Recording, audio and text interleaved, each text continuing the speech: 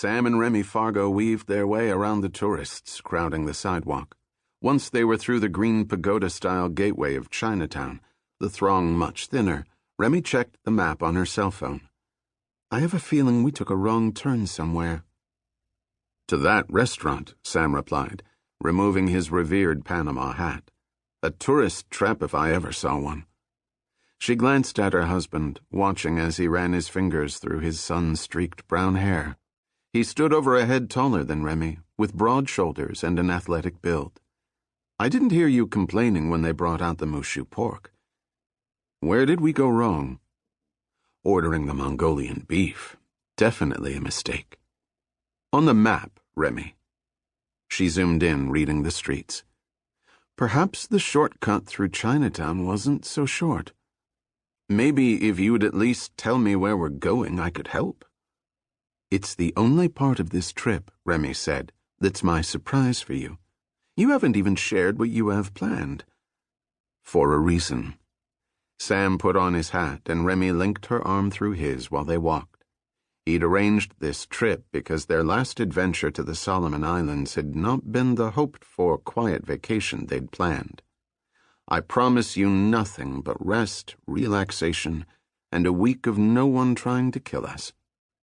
A whole week of downtime, she said, sidling closer to him as a cloud drifted over the sun, taking with it all the warmth of the early September afternoon. Have we had anything like that in a while? Not that I can remember. There it is, she said, spying the bookstore. The flaking gold-leafed lettering in the window read, Pickering's Used and Rare Books. Just to show how very much I appreciate you traipsing all this way with me, I won't make you come in. Remi was being facetious. Sam's late father, a NASA engineer, had collected rare books, and Sam, also an engineer, had inherited that same passion.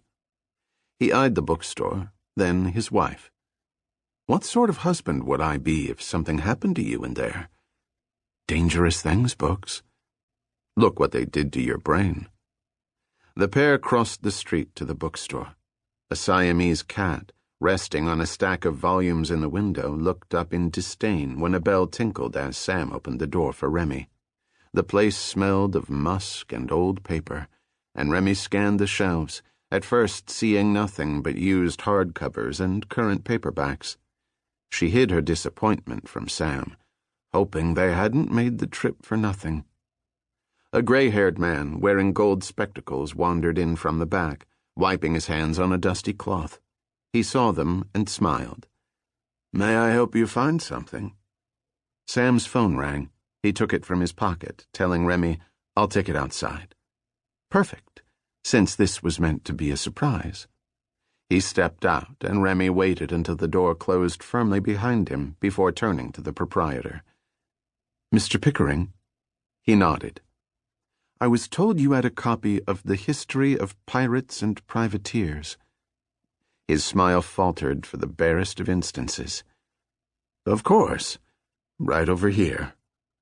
Pickering led her to a shelf where several identical volumes of Pirates and Privateers sat, and while they were clearly reproductions, their faux gold-tooled leather binding gave them the appearance of something that might be found in a library centuries before. He slid a copy from the shelf, used his cloth to wipe the dust from the top of it, then handed it to her. How did you know we carried this particular volume? She decided to keep it vague, not wanting there to be any hurt feelings now that she knew the book was merely a reproduction. A woman I work with knew of my husband's interest in lost artifacts and rare books. She opened the cover, admiring the detail that gave it an antiquated appearance. It's a beautiful copy, just not what I was hoping for. He pushed his spectacles up onto the bridge of his nose. It's popular with interior designers. Less emphasis on lost artifacts and more on decorating a coffee table. I do on occasion run across old volumes of historical significance. Perhaps your friend meant the Charles Johnson volumes on A General History of Pirates. That I do have. As do we.